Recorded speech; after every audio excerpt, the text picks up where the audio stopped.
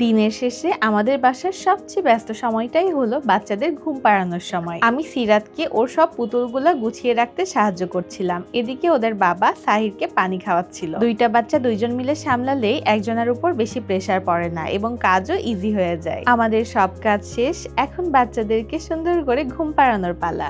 আচ্ছা, এবার কিন্তু ঘুমানোর সময় বাচ্চারা চোখ বন্ধ করো। না, হাসতে বলিনি, চোখ বন্ধ করতে বলেছি। আসলেই তো মশা। একটা কয়েল জ্বালিয়ে দিই নাকি? কিন্তু মশার কয়েলে তো ধোঁয়া।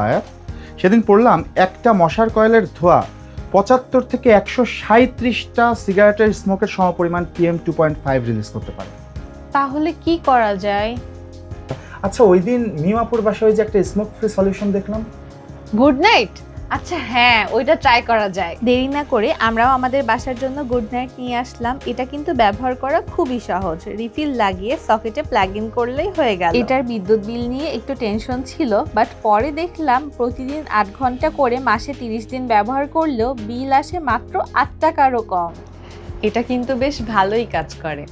হ্যাঁ, আর সবচেয়ে ভালো লাগছে কোনো ধোঁয়াও নেই।